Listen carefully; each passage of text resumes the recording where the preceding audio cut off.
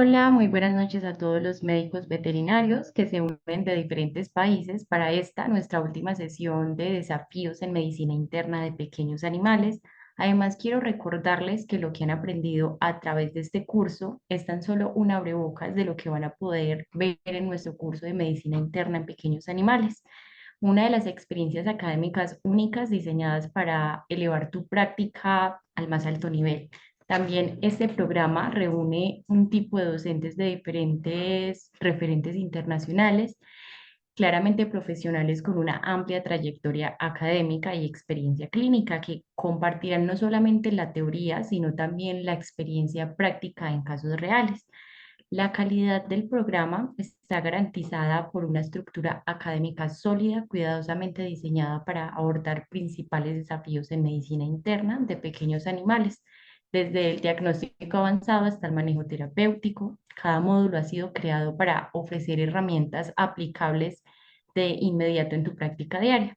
Además, también es importante recordar la certificación oficial de la Universidad Católica de San Antonio de Murcia, la UCAM, que es una institución de prestigio internacional que respalda la excelencia académica de este diplomado.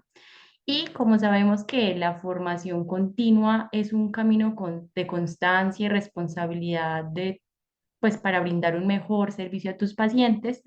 Para quienes tuvieron la oportunidad de asistir en este curso gratuito de desafíos en medicina interna, se les ha brindado como tal un descuento adicional especial y exclusivo para inscribirse en este diplomado. Recibirás toda la información de este descuento con la certificación de asistencia a este curso y claramente si aún no has completado el curso, si no has visto todas las clases, van a estar disponibles durante un mes en la plataforma para finalizar el curso y acceder también a este beneficio. También este programa es por tiempo limitado como tal las becas que ofrecemos y los descuentos.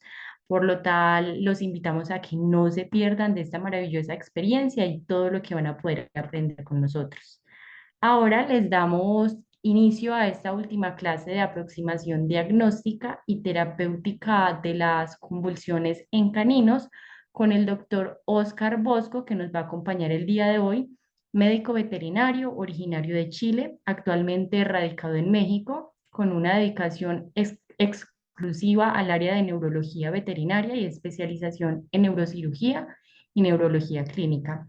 Cuenta con formación complementaria en cirugía e imagenología en diferentes escuelas de formación e institución educativa superior y su trayectoria profesional se centra en el diagnóstico avanzado y el tratamiento integral de patologías neurológicas, aplicando técnicas de vanguardia y manteniendo un compromiso constante con la actualización científica y la excelencia clínica. Le damos una bienvenida hoy al doctor. Muchísimas gracias por acompañarnos. Gracias, muchas gracias por la presentación. Voy Vale, a bienvenido, doctor. compartir la pantalla para que podamos comenzar. Perfecto, sí. Puedes compartir. Allí ya la vemos. Perfecto. Voy a checar aquí para que no.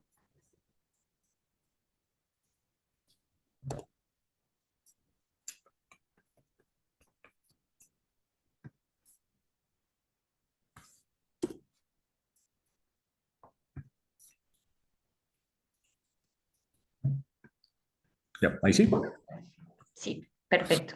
Ya, bueno, entonces, muy buenas noches a todos los que están conectados y asistiendo. Eh, Como dijo la coordinadora Jessica, las preguntas las vamos a hacer al final. Si es que tienen alguna pregunta que se vaya surgiendo entre medios, creo que está la opción como de levantar la mano, entonces lo podemos ir resolviendo en el momento. La temática de la plática de hoy es cómo abordar en este caso el manejo de un paciente convulsivo sin ser, en este caso, personas dedicadas exclusivamente al área de neurología.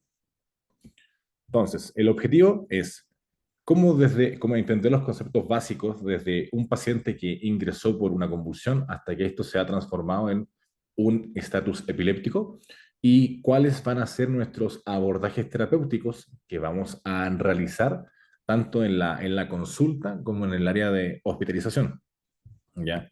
Entonces, como conceptos básicos que debemos manejar dentro de nuestro lenguaje es que una crisis es cualquier evento repentino que es transitorio y es de corta duración. Y no necesariamente implica que la crisis vaya a corresponder a un evento epiléptico.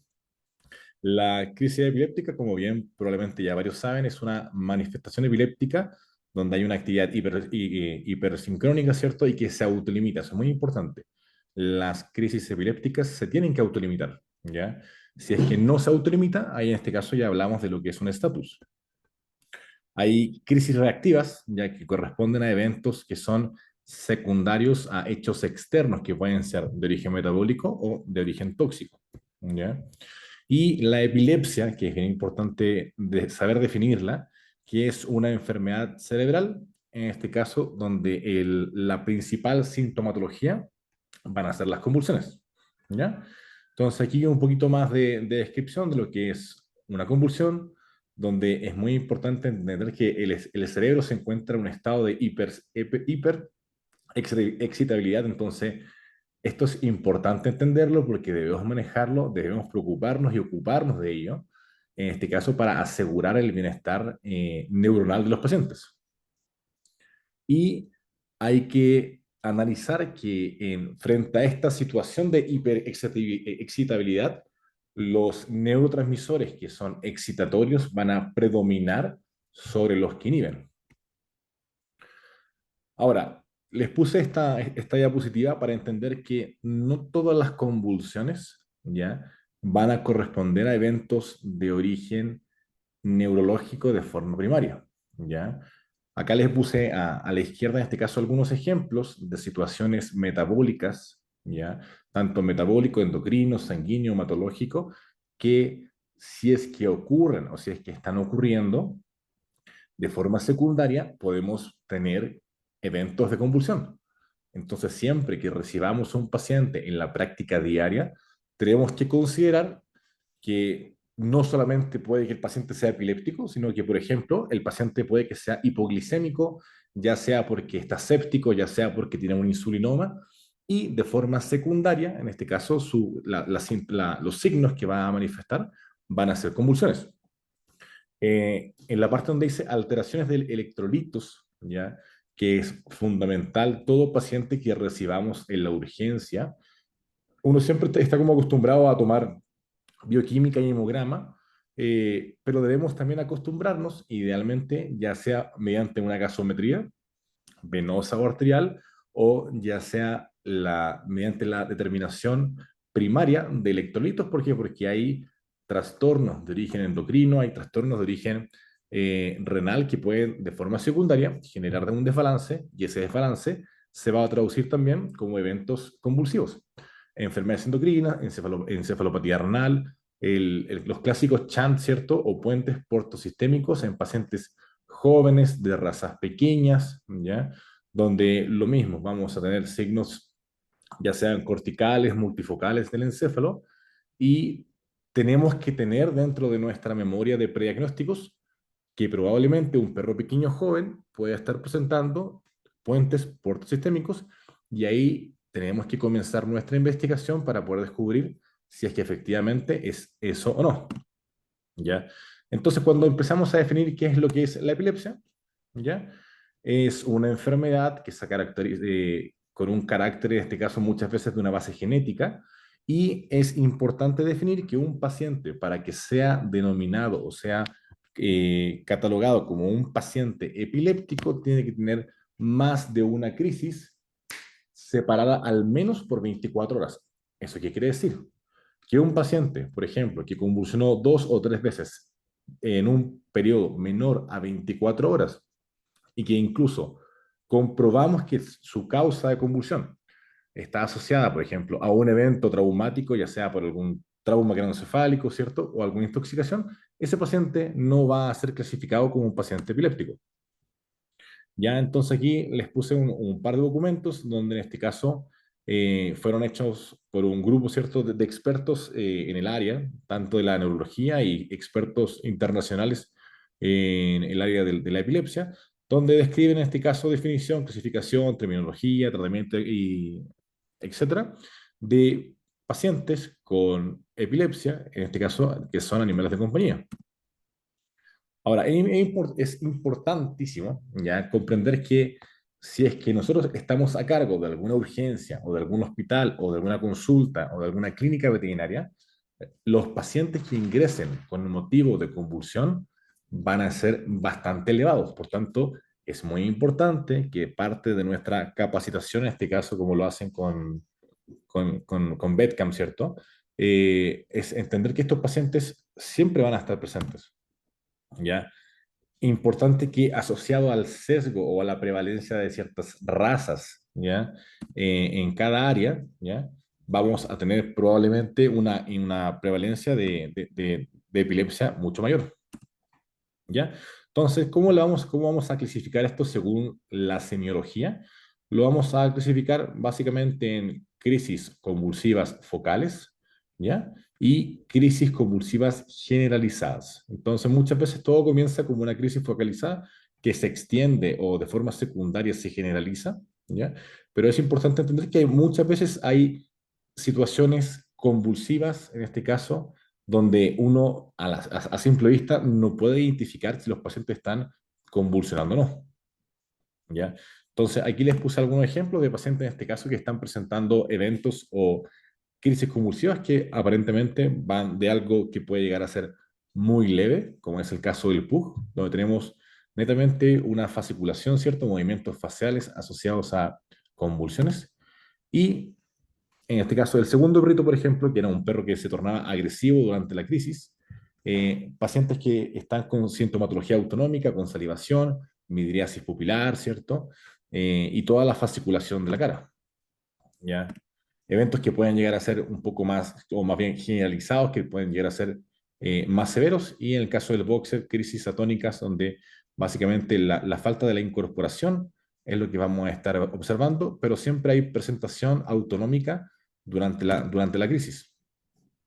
Ahora, con respecto a cómo lo clasificamos desde el punto de vista etiológico, ¿ya? Lo mismo, en este caso, un grupo gigante de expertos internacionales decidió, en este caso, establecer un consenso eh, sobre este caso, sobre lo que es como, sobre lo que es la epilepsia y la definición, clasificación, terminología en animales de compañía. Por tanto, es muy importante que nosotros dentro de la práctica diaria al menos hayamos leído, en este caso, entendido y poder aplicado como estos consensos que ya están establecidos por los referentes internacionales del área.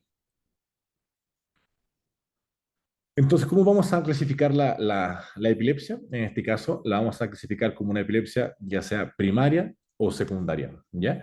Cuando establecemos como una epilepsia de base primaria, ¿ya? Vamos a sospechar enfermedades que probablemente son de origen genético, ¿ya? Si es que podemos comprobarlo, son de origen genético, y en este caso, donde no podamos comprobarlo, pero lo vamos a sospechar. Y secundariamente, epilepsias estructurales, si nosotros nos damos cuenta, los animales en la actualidad cada vez son más longevos, cada vez en este caso presentan edades más elevadas, por tanto, la incidencia de lesiones encefálicas asociadas y que van a derivar en epilepsias secundarias son bastante altas. Por ejemplo, yo trabajo en un centro donde contamos con resonancia magnética y si, por ejemplo, de 100 epilépticos que realizamos resonancia, al menos un 50 a 70% de ellos presentan lesiones secundarias que en este caso van a desarrollar eventos de convulsión, ¿ya? Y bueno, la epilepsia idiopática, que es lo que vamos a describir ahora. Cuando hablamos de idiopático, en este caso es porque no somos capaces de, mediante pruebas, mediante laboratorios, mediante imágenes, ¿cierto?, de poder comprobar el origen de la epilepsia. Por tanto, conservamos esto dentro de un grupo y decimos es una epilepsia de base idiopática, donde aquí, ¿qué es lo que vamos a tener? Pacientes con sospecha de ser genéticos, genéticos comprobados, genéticos sospechados y realmente de causa desconocida, ¿ya? Ahora, cuando tengamos en este caso pacientes con un rango etario, ¿ya? Tenemos que generar en este caso esta división de los 6 meses a los 6 años, ¿ya? ¿Cuál es la importancia de poder hacer esto? Tenemos que, para poder establecer prediagnósticos y mediante eso poder generar una batería de exámenes con los cuales vamos a intentar de indagar, o más bien vamos a buscar la causa de por qué están convulsionando. Si son pacientes, por ejemplo, bajo 6 meses, perros muy jóvenes que debutaron con crisis convulsivas, realmente vamos a sospechar de que probablemente eso es muy poco probable que esos pacientes tengan tumores de cerebro. Y si es que tienen bajo 6 meses, lo que vamos a buscar es principalmente situaciones congénitas, ya congénitas metabólicas que puedan estar desarrollando que esos pacientes convulsionen. Ahora, entre los 6 meses y los 6 años, ¿ya? Lo más probable dentro de la casuística, dentro de la prevalencia, es que esos pacientes tengan un origen idiopático de por qué estén convulsionando, y sobre los 6 años, ahí de forma casi obligatoria, esos pacientes le deberíamos realizar una resonancia magnética. ¿Por qué? Porque hay una posibilidad mucho más elevada de que presenten alguna lesión de tipo estructural. ¿Ya? Entonces, cuando vayamos a establecer si es que un paciente es subepiléptico idiopático, vamos a establecer exámenes y lo vamos a clasificar en niveles de confianza. ¿Eso qué quiere decir? Un nivel de confianza de tipo 1, ¿ya? Que es como el primer ingreso, va a ser tomar exámenes de sangre, ¿ya? Dentro de los cuales vamos a tomar hemogramas, bioquímicas completas, electrolitos, eh, ácidos biliares, ¿ya? Intentando descartar todas aquellas causas de tipo metabólico que pueden estar generando convulsiones. Cuando hablamos de un nivel de confianza de tipo 2, ¿ya? Es la realización de exámenes de imágenes avanzadas. Ahí tenemos que ver si es que donde trabajemos o en la ciudad, ¿cierto? En el país, cuentan con resonancias magnéticas, si es que se cuenta con tomografía, y tenemos que tener un entrenamiento en la toma de líquido cerebroespinal. ¿Por qué? Porque en su mayoría trabajamos con resonadores no tan potentes, que llamamos de bajo campo, ¿ya?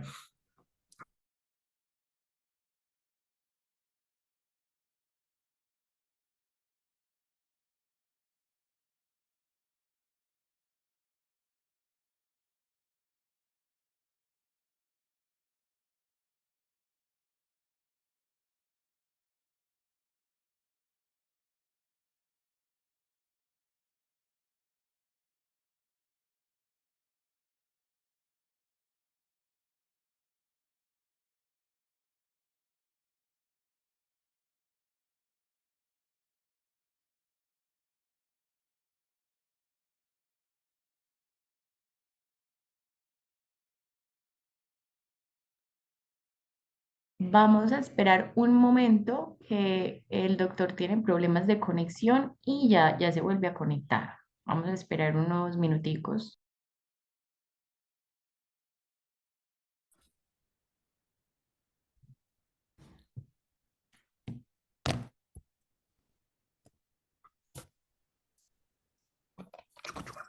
Sí, sí. Se me fue la luz por un segundo, voy a continuar ahí con la... Vale, no te preocupes, aquí estábamos esperando. Es que hay una tormenta gigante aquí afuera, entonces dije, yo sospechaba que podía pasar, pero bueno, no esperaba que tan pronto. Ay, bueno, menos mal solucionaste, sí. A ver, ya, ahí se vean. Sí, ahí vemos la presentación, doctor. Yo, dame un segundo para que...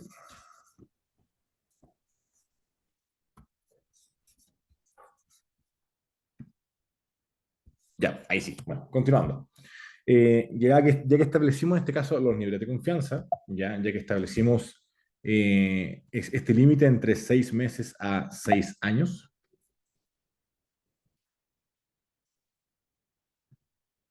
a ver, ya, vamos en este caso a establecer el nivel de confianza número 2, y cuando hablamos de ello, es la realización de exámenes complementarios de tipo imagen, ya sea tomografía, resonancia, y el entrenamiento en el análisis del líquido cerebroespinal. Ahora, ¿por qué es importante esto? Porque, como les decía, hay resonadores de bajo campo que hay ciertas lesiones de tipo inflamatorio. ¿Eso qué quiere decir? Las meningitis, las meningomielitis, las meningoencefalitis, ¿cierto? O incluso de origen infeccioso o inmunomedio, que la resonancia no va a ser capaz de diagnosticar.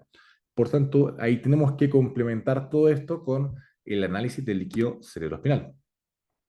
Entonces, abordaje inicial, todos los exámenes de rutina, ¿cierto? Y importante, la interpretación de todo esto. Y aquí les puse lo que es como hormonas tiroideas. O sea, es realmente necesario tomarlo. Es como una causa, ya que esto es bien como controversial. Es realmente una causa primaria de convulsiones en pacientes. Ahí es bien cuestionable porque muchas veces a pacientes mayores, o pacientes más viejos, uno les toma hormonas tiroideas, están bajas y sospechamos, perfecto. Entonces, esa es la causa de por cuál están convulsionando.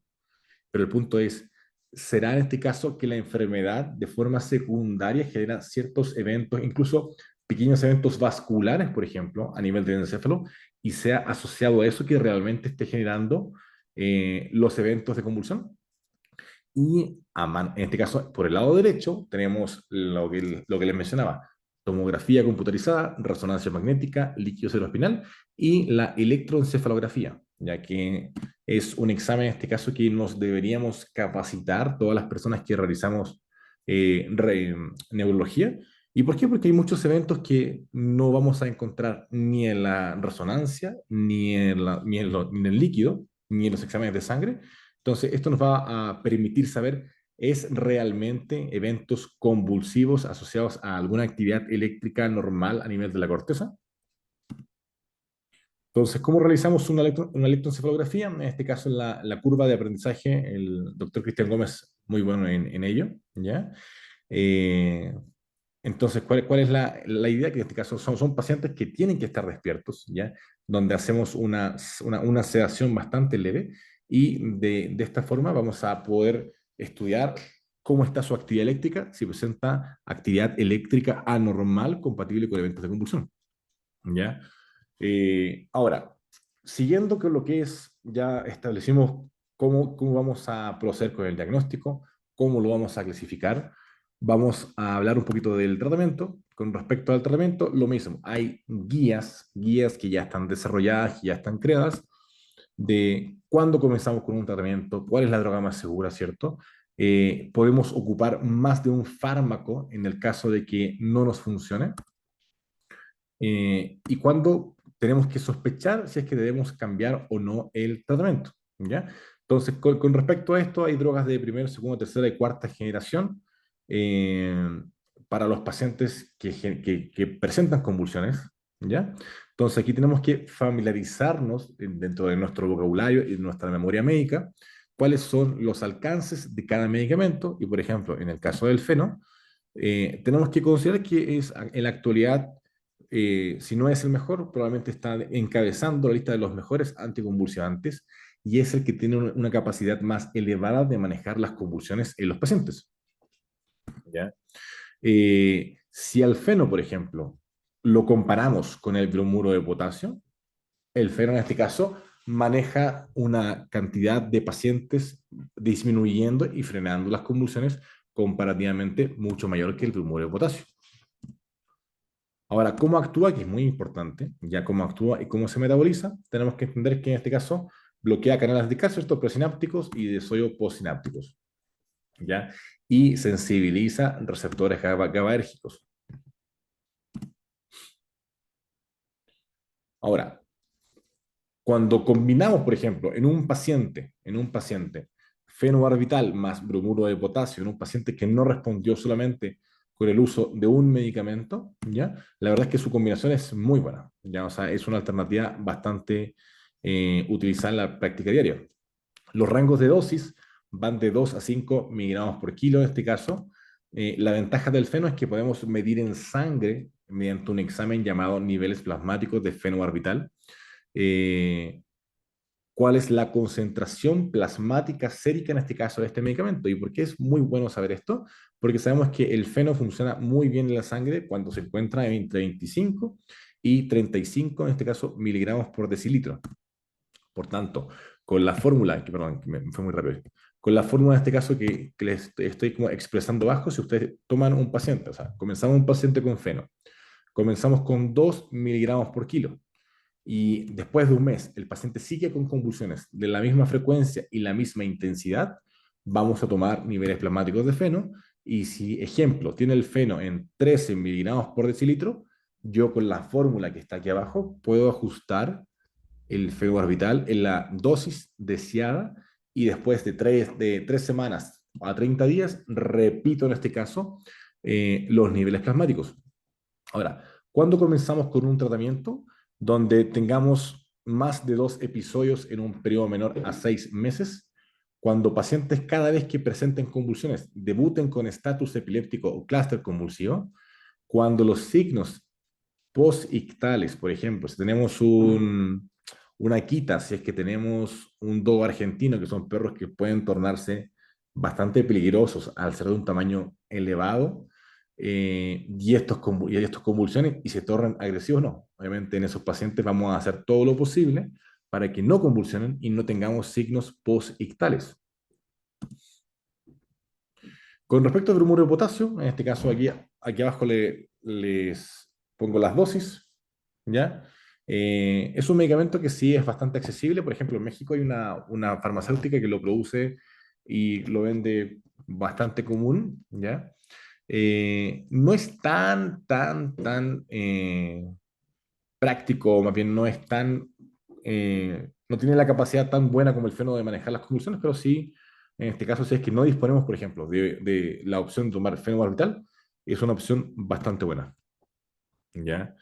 Yo lo utilizaría en este caso como segunda opción o lo utilizaría en pacientes que no se puedan dar, por ejemplo, fenobarbital porque ya tengan algún trastorno hepático de base, pero alguna enfermedad que tenga una relevancia clínica. El levetiracetam, en este caso que es como el amigo de todos, es un medicamento que se puede comprar sin receta, que es bastante accesible, que hay de muchísimos laboratorios, que hay genérico. Es un medicamento que, a mi parecer, ya en el largo plazo no va a tener un efecto anticonvulsivante tan bueno, por tanto, no tenemos que considerarlo como una opción de anticonvulsivante que se puede dar eternamente, o en algunos pacientes sí.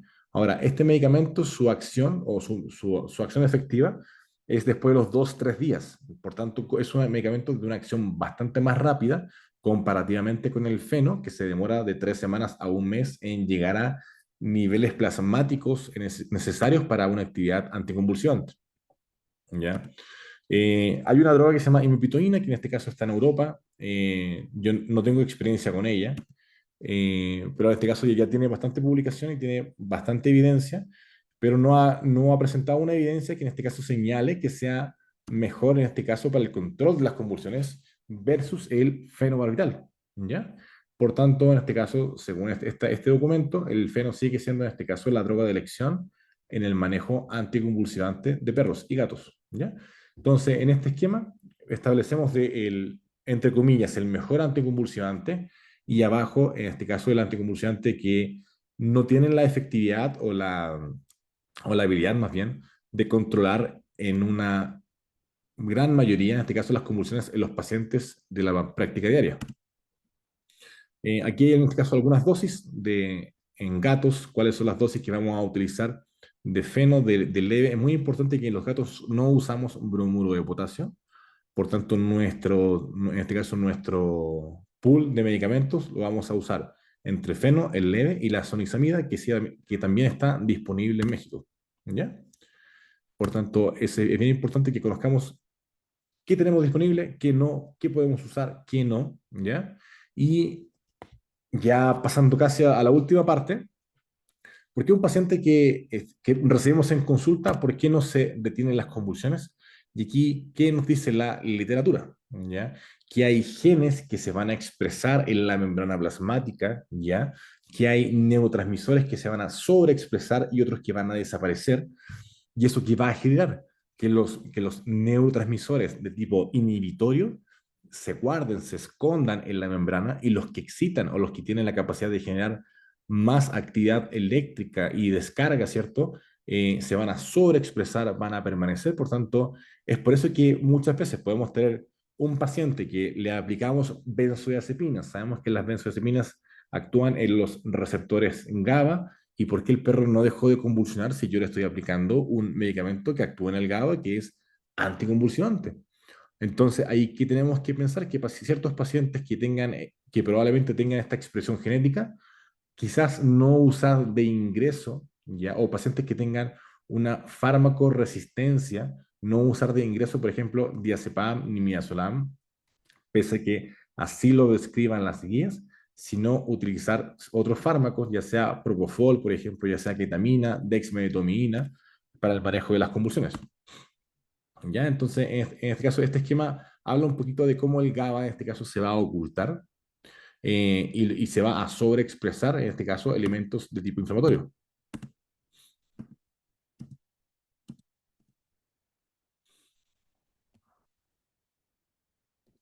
¿Ya? Bueno, y parte de los obstáculos terapéuticos, como ya le mencionaba en este caso, es cómo se interna, en este caso, cómo se guarda la membrana del GABA, cómo se sobreexpresa el NMDA, que son receptores tipo excitatorio, ¿ya? Y la sobreexpresión de transportadores, ya que en este caso nos van a complicar un poco la vida con respecto al manejo de estos pacientes. Entonces, por ejemplo, este paciente que ya lleva un buen tiempo convulsionando, muy rápido, ¿ya? Que lleva como que lleva un buen tiempo convulsionando, y lo recibimos en la urgencia, pero ya convulsionado por más de 30, 40 minutos, tenemos que actuar de una forma, entre comillas, agresiva, de una forma rápida para poder estabilizar a estos pacientes. ¿Ya? Entonces, en situaciones desesperadas es muy importante la educación a los propietarios, la educación propia, ¿cierto? De cómo se maneja a estos pacientes, ¿ya? Eh, ¿Por qué? Porque obviamente por ejemplo, a este perrito que está con una crisis convulsiva, obviamente le rocía el agua, el paciente ya tiene una dificultad bastante elevada ya para poder respirar, para poder oxigenarse, y si es que asociado a esto además le sumamos un elemento externo, tipo agua, obviamente lo estamos haciendo luchar por su vida.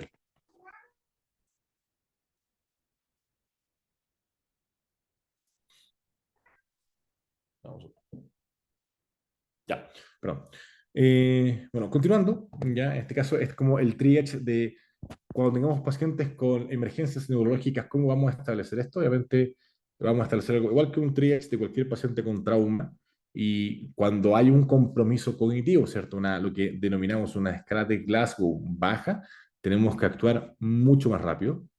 Ahora, si es un paciente que llega caminando, o sea, que llega caminando, el paciente convulsionó en la casa, llega moviendo la cola, obviamente nuestro abordaje quizás no va a ser tan agresivo, no va a ser tan rápido, y probablemente ese paciente pueda esperar un poco más antes de ser atendido. Cualquier paciente que tenga una alteración del estado mental es un paciente que tenemos que preocuparnos, ¿ya? ¿Y por qué es importante esto? Porque estos pacientes pueden evolucionar de forma desfavorable, de forma muy rápida, ¿ya? Eh, por ejemplo, si comparamos aquí, en el caso de este bulldogcito, que tuvo una convulsión en su casa, y ahora un bulldog sobre 6 años, dentro de lo más común, ¿cierto? Después de descartar enfermedades metabólicas, son pacientes que presentan una elevada tasa, en este caso, de lesiones estructurales, ya sean tumores de cerebro. Por tanto, en estos pacientes de cajón tenemos que realizar una resonancia magnética. Y, por ejemplo, comparado con este otro paciente, que es un paciente que presenta compromiso cognitivo, que se encuentra en un estado convulsivo sostenido en el tiempo, que no se autolimitó, son pacientes que tenemos que abordar de forma rápida, canalizarlos y comenzar con todo lo que es la aplicación de ciertos medicamentos, ¿ya? También tenemos que considerar que pacientes felinos los podemos recibir en la práctica diaria. La verdad es que recibir un gato es algo bastante terrible, ¿ya? Son muy difíciles de manejar, son difíciles de canalizar.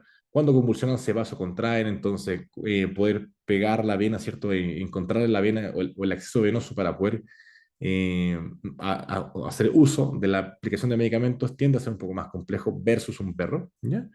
Y cuando mencionamos un estatus epiléptico, tenemos que considerar que es un evento ictus, ¿cierto? Un evento convulsivo que se sostiene por más de 5 minutos, ¿ya?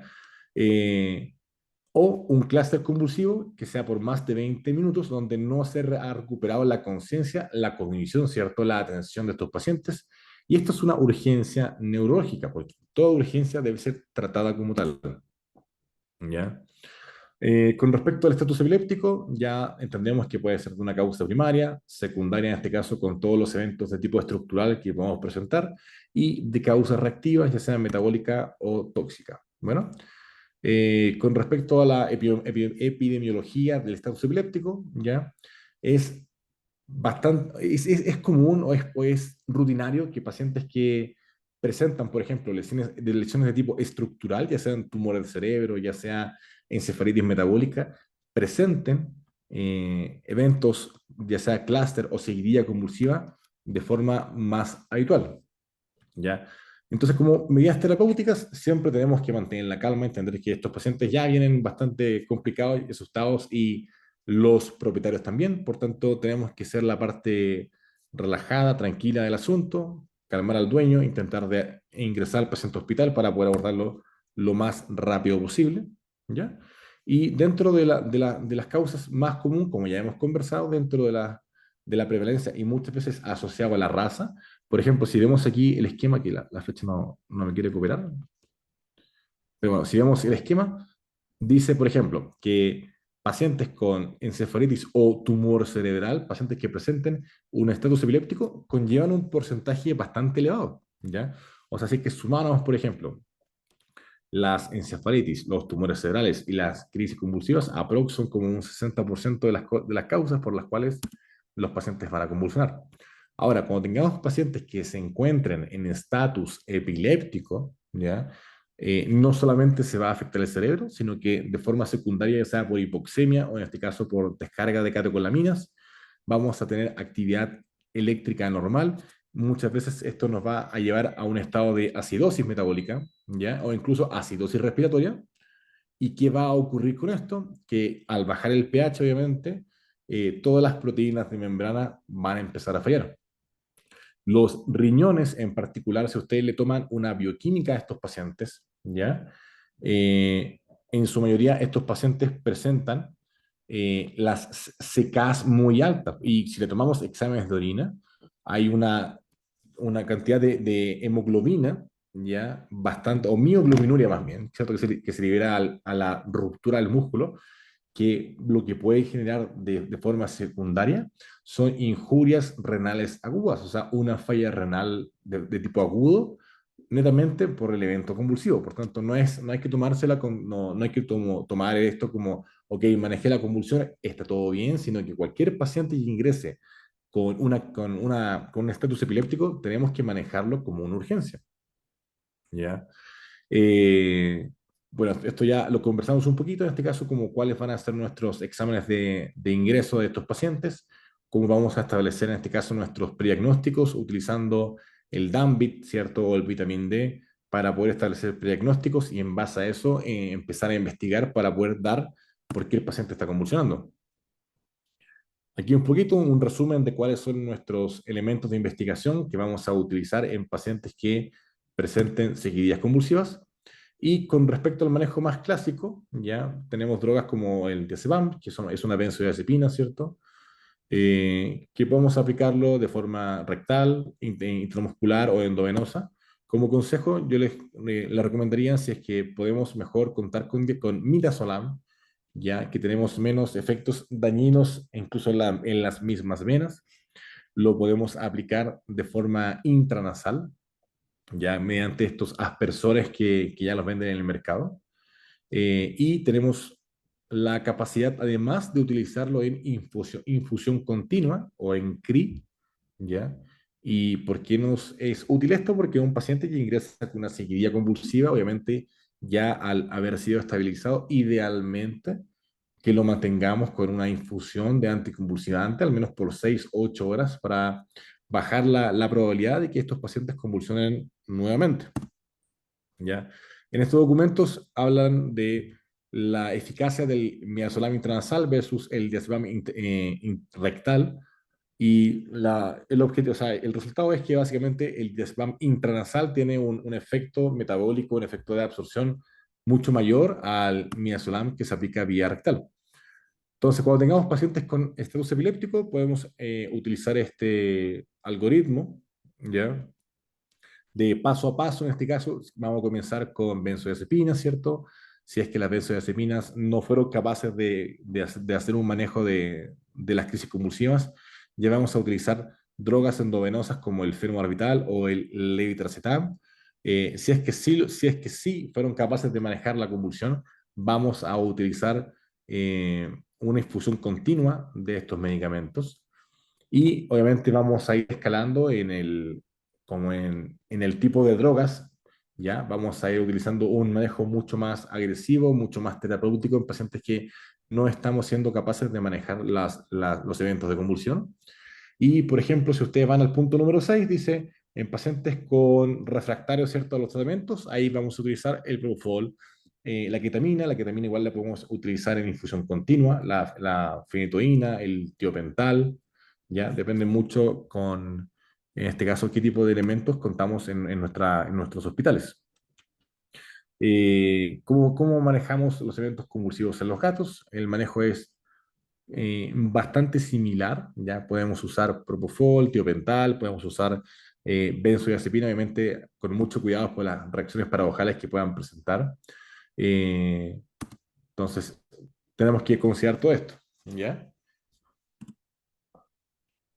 Y bueno, también en este documento que me pareció bien interesante, habla como de la farmacocinética o la concentración plasmática del levetiracetam al ser aplicado vía interrectal, ¿ya? Y que lo interesante es que este medicamento, ya uno no se imagina que lo vamos a utilizar vía interrectal, y la verdad es que en una dosis de 60 miligramos por kilo, de 60, que es una dosis alta, ¿ya? Logró establecer niveles plasmáticos séricos buenos. O sea, podría llegar a ser una medida de salvataje. Con respecto a la ketamina, está recontraestudiada en este caso como su actividad anticonvulsivante en pacientes refractarios. ¿Y por qué es tan importante esto? Porque la ketamina en este caso bloquea el NMDA y tenemos que entender que en pacientes refractarios hay una sobreexpresión de NMDA, ¿ya? Entonces esa es la explicación que tenemos que considerar. ¿Y cómo vamos a monitorear? Obviamente ya estabilizamos al paciente, hacemos que deje de convulsionar y posteriormente tenemos o sea, tenemos que tener un sistema de monitoreo de cuidado crítico de todos estos pacientes donde tanto frecuencia, ritmo cardíaco, respiratorio, la producción de orina, porque hacemos que estos pacientes pueden cursar con una disminución de la producción de orina asociada a injurias renales agudas, ¿ya? Presión sanguínea, estos pacientes se pueden tornar en un estado de inflamación, les puede bajar la presión, ¿ya? Hay que mantener a estos pacientes oxigenados y ventilados, por tanto, idealmente que podamos contar con gasometría para evaluar tanto la presión parcial de oxígeno, ¿ya? Que nos va a hablar un poquito de oxigenación, y presión parcial de CO2, que nos va a hablar en este caso de ventilación, temperatura y obviamente un examen de neuro, ¿ya? Aquí en esta tabla ustedes van a ver como niveles 1, 2, 3, 4, 3, 5, en base al tiempo de duración de todo lo que es la injuria neurológica asociada a la convulsión. Habla en este caso de cuáles son nuestros objetivos, cuáles van a ser nuestros medicamentos que vamos a utilizar, ¿ya? Y bueno, en esta tabla que ustedes pueden imprimir, pegar en la pared, van a aparecer todos los medicamentos que ustedes van a utilizar en la práctica diaria en sus hospitales cuando reciban pacientes de tipo neurológico, ¿ya? Entonces, no tenemos que tener grandes instalaciones, no tenemos que tener realmente una UCI, o sea, como una UCI intermedia, por así decirlo, sino si somos capaces de prestarle cuidados básicos, ya sea un monitor simple, una bomba de difusión, ¿cierto? Una que nos ayude a entregar la parte de fluidoterapia, una elevación de la cabeza y una sonda de oxígeno, básicamente le estamos dando los cuidados necesarios a este paciente para que logre pasar la urgencia de todo lo que generó, en este caso, el evento convulsivo. Ahora, si es que ya queremos empezar a desarrollar una UCI, ya obviamente vamos a incorporar lo que son los ventiladores mecánicos, y eso nos va a permitir manejar de forma objetiva, de forma certera, ¿ya? Lo que es la ventilación y la oxigenación de todos estos pacientes, ¿ya? El entrenamiento de la electroencefalografía, y para qué nos permite muchas veces cuál es la utilidad de la electroencefalografía en pacientes que estemos en estas terapias. Es que muchas veces nosotros decimos ya, vamos a someter a estos pacientes a coma barbitúricos 6 horas. Los destetamos y vuelven a convulsionar, ¿ya? ¿Para qué nos es útil la electroencefalografía? Para saber cuándo la actividad eléctrica normal de tipo asociada a la excitabilidad cortical se detuvo, y en ese momento es cuando deberíamos empezar a disminuir el uso de los medicamentos, ¿ya? La parte de la tabla que señala acá dice cuánto tiempo tuvieron esos pacientes en comas barbitúricos, ¿ya? Y si se dan cuenta, hay un paciente que estuvo 3 días, 3 días con cuidados, obviamente, que permitieron que este paciente se sometiera a este coma barbitúrico. Y eso tenemos que ir considerando. Entonces, una UCI de tipo neurológico son pacientes que vamos a tener conectados a bomba de difusión, monitores y una electroencefalografía de tipo constante, ¿ya? Y hay pacientes en este caso que, pese a todo este manejo, ¿cierto? Muchas veces no logramos la estabilización. Herramientas de tipo no invasivo para poder establecerse que estos pacientes presentan sospecha de elevación de la presión intracraneal. Aquí vamos a tener dos herramientas que son la medición de la vaina del nervio óptico, que lo mismo, el entrenamiento no es tan difícil, ¿ya? Y dentro de la literatura está todo explicado, tanto de qué tipo de transductor vamos a utilizar, cómo tenemos que ponerlo frente al ojo, en qué angulación, ya cuántos megahertz tienen que tener en este caso cuál es la medición de estos pacientes, y lo mismo con lo que son los índices de pulsatilidad o índices de resistencia que nos permiten acercarnos, ¿ya? A poder estimar de forma indirecta, ¿ya? La cantidad de presión intracraneal que pueden presentar los pacientes, ¿ya? Entonces, lo mismo, hay muchas veces todo esto lo extrapolamos de medicina humana, donde esto ya está recontraestudiado. Los elementos no invasivos para el monitoreo son cada vez más frecuentes. Ya las ondas invasivas ya van un poquito más en retroceso en algunos casos, ¿ya? Eh, y bueno,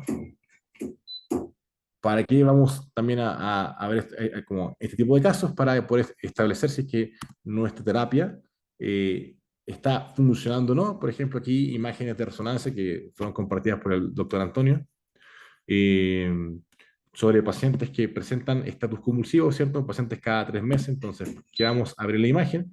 En este caso, ambos dos son T2. A la derecha una imagen en un corte axial, a la izquierda en un corte sagital, donde básicamente en el área del cíngulo y en la corteza frontal vemos áreas de hiperintensidad, y que además en las áreas de los lobos piriformes, ¿ya? Vemos que brilla un poquito más con respecto al resto del parénquima. Por tanto, podemos sospechar que en esas áreas probablemente se están generando como estos focos de hiperexcitabilidad y que van a desarrollar de forma secundaria convulsiones, ¿ya?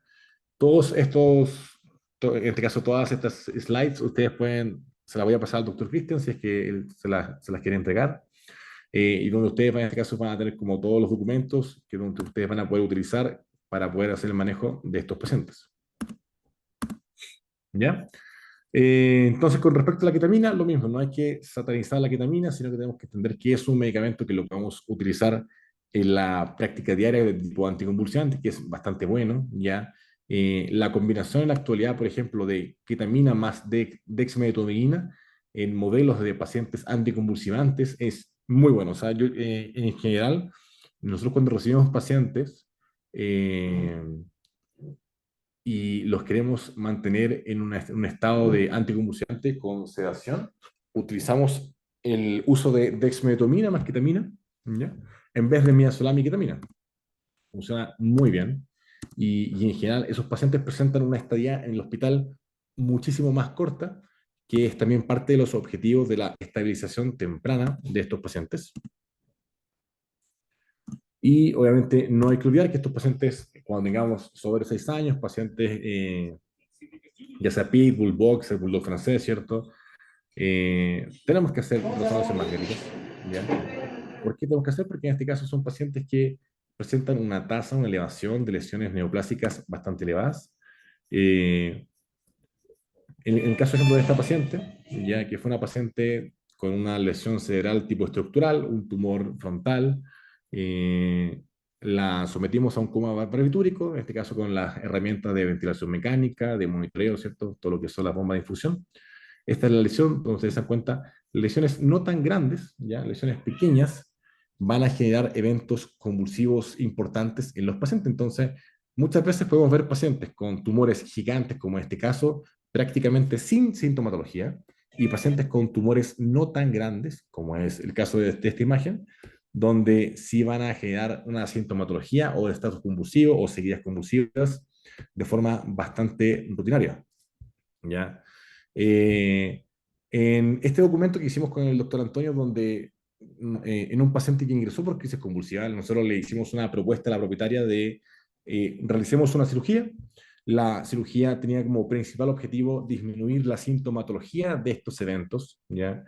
Eh, frente al no acceso, por ejemplo, de terapias como radioterapia o ciertas quimios que podrían ser de utilidad.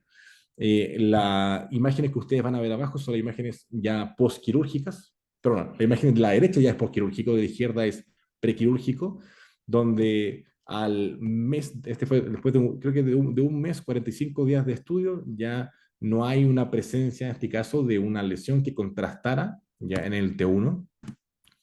Y la realidad es que en estos pacientes que hemos estado desarrollando cirugía de, en este caso para el retiro de los tumores de cerebro, hemos tenido una sorpresa que son pacientes que, hay uno que ya lleva como 14, 15 meses sin convulsión, ya que el caso de Lucky, que se los voy a mostrar, esta paciente que se llama Camila, ya, que fue una gatita que ingresó por un estado convulsivo, donde hay un compromiso cognitivo, donde la gata, sin el uso de medicamentos, no era capaz de dejar de convulsionar. Ahí le hicimos la propuesta a la propietaria, mira, hagamos un retiro en este caso del tumor de cerebro, ¿ya? Esta es la imagen de cómo hicimos la resección. Hicimos una abertura frontoparietal por el lado derecho, ¿ya? Donde a la izquierda vemos todo el tejido sano, en la parte más frontal vemos el tejido patológico, ahí fuimos despegando el área de la meninge, ¿ya? Y posteriormente a la cirugía, la gata recobró rápidamente el estado de conciencia, ¿ya? Este fue el control después de un mes, donde la gatita ya está deambulando, no ha presentado convulsiones, por tanto, hay que comprender que obviamente todo lo que nosotros vayamos a hacer en la práctica diaria son manejos para intentar de mejorar la calidad de vida de los pacientes, ¿ya? En algunas ocasiones no van a ser curativas, o sea, los pacientes van a reincidir con tumores de cerebro, pero ahí es bien importante cuál es la conversación que vamos a tener con estos propietarios, porque si es que la expectativa de vida del gato, por ejemplo, iba a ser 2 semanas y somos capaces de extenderla, ya sea a 8 meses, un año, 14 meses, que es lo que dentro de lo general nosotros le intentamos de comentar a los dueños, muchas veces sí presentan, sí son accesibles a realizar este tipo de procedimientos, ¿ya? Entonces, ¿qué hay que considerar? Que un 30% de los pacientes con estatus epilépticos van a terminar en eutanasia, ¿ya? Entonces, ahí tenemos que ver si es que nos encontramos con las capacidades técnicas para poder intentar de disminuir este porcentaje. La recurrencia, lo mismo, la recurrencia de estos pacientes rondea el 30%, ¿ya?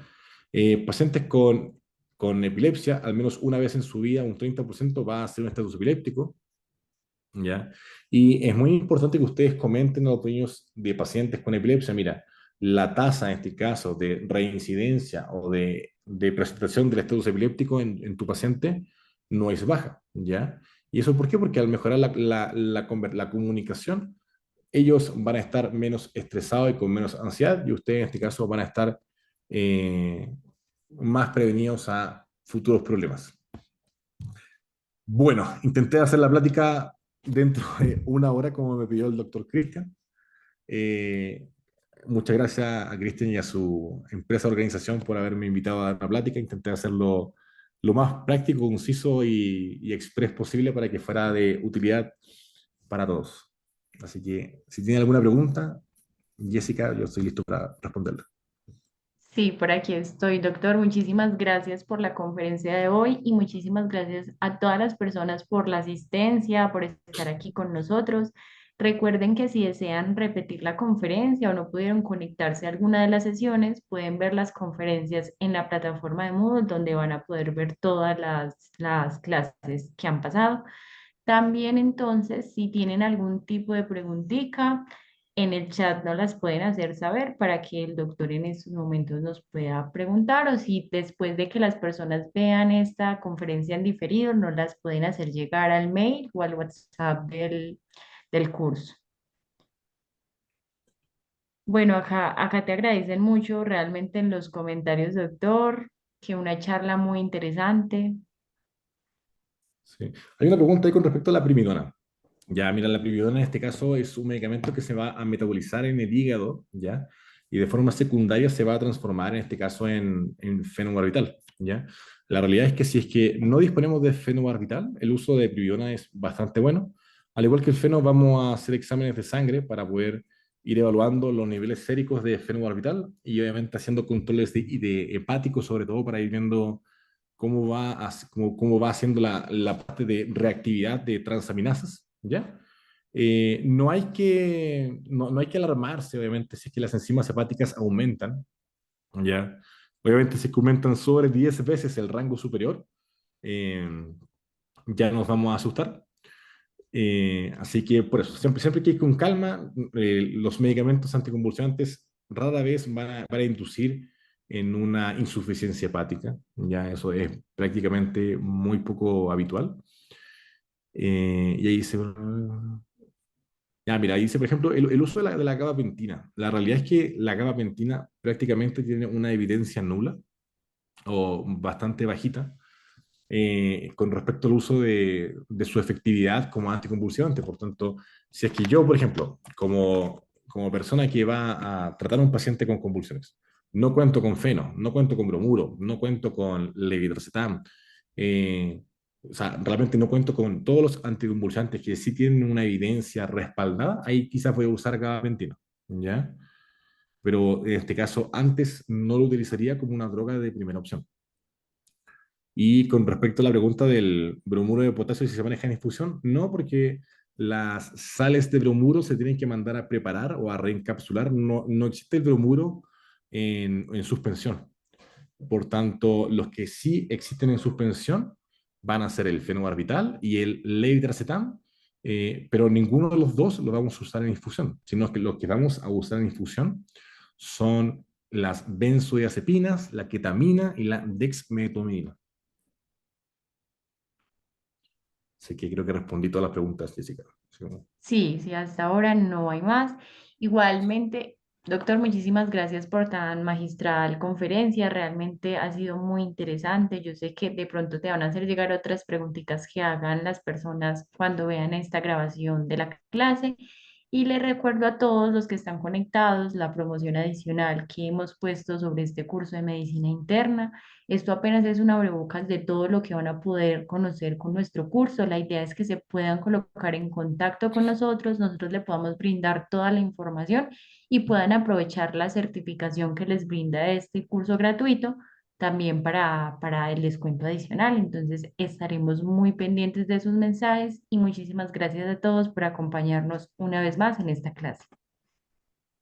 gracias a ti. Mira, Bueno, hay muchísimas una gracias. preguntita como interesante. Si es que el feno solamente hay de uso humano, mira, prácticamente en gran parte de todos los países sí, en Brasil hay no, incluso prácticamente el feno es de uso humano en casi todos los países, ¿ya? Y hay países que tienen una concentración de feno de 15 miligramos y hay otros que son de 100 y unos que son de 50. Entonces depende mucho en qué país nosotros estemos trabajando, ¿ya? Y con Allí respecto hicieron a otra. si es que la ketamina no aumenta la presión intracraneal, ya la verdad es que no. No hay en este caso como lo mismo. No hay evidencia que sustente que la ketamina aumenta la PIC, ¿ya? De hecho, en pacientes con eventos convulsivos refractarios, utilizamos la ketamina como en este caso, incluso con fines anticonvulsivantes, ¿ya? Lo que sí va a aumentar el aumento de la presión intracraneal es, por ejemplo, el aumento del CO2, porque al aumentar el CO2, los vasos sanguíneos se van a dilatar, por tanto, llega más sangre ya al cerebro. eh, y ahí tenemos que tener, o sea, hay que tener más miedo al trastorno ventilatorio que al uso de los medicamentos, ¿ya? Y en México, sí, en México solamente yo también solamente he visto feno de 100 miligramos, ¿ya? Afortunadamente está disponible. En Chile, por ejemplo, de donde yo vengo, no está disponible para la venta como acá. Y el omeprazol en dosis altas ayuda con la presión. El omeprazol lo mismo. Eso sí, hay estudios que el omeprazol nos va a ayudar a la reducción de acuaporinas 4, que nos va a ayudar a que se produzca una cantidad de líquido cerebroespinal en una menor cantidad. Ahora, si usamos el omeprazol de una forma crónica, de una forma extendida en el tiempo, en semanas, ahí sí quizás nos va a ayudar con el manejo de la presión intracraniana, ¿ya? Pero utilizar un omeprazol como un elemento en la urgencia para que baje la PIC, no tiene mucho, como mucho criterio realmente. Así que bueno, creo que ahora sí. Ay, Jessica, está sin sonido, Jessica. Qué pena, no sé si alguien más quiere hacer otra preguntita, creo que se les están surgiendo en el momento. Allí, Tengo un poco con epilepsia hepática anotada actualmente. Ya, o sea, el tiempo de vida depende de qué factores. En este caso, de cómo van comportándose sus órganos a lo largo de la vida. Obviamente, si es que es un paciente que tiene una epilepsia idiopática, donde no responde a medicación, donde no ha sido tratado, la probabilidad de ciertas injurias renales, por ejemplo, asociadas a la rhabdomiolisis, a la bioglobinuria, va a hacer que ese paciente obviamente vaya acortando su expectativa de vida, ¿ya? Eh, que los pacientes, por ejemplo, presenten daño neuronal que acorte la vida, realmente lo mismo, no hay un respaldo científico que diga ese perro se le ha muerto un 10% de este caso de neuronas y por tanto ese paciente va a tener una disminución en su calidad de vida, ¿ya? Por tanto, es más bien las consecuencias metabólicas secundarias que van generando las convulsiones lo que podría en este caso acortar o disminuir la expectativa de vida de las mascotas.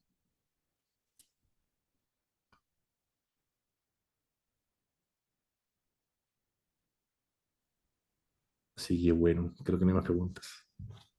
bueno, muchísimas gracias, doctor, nuevamente por compartir este espacio con nosotros. Ha sido muy enriquecedor y los esperamos en una próxima clase.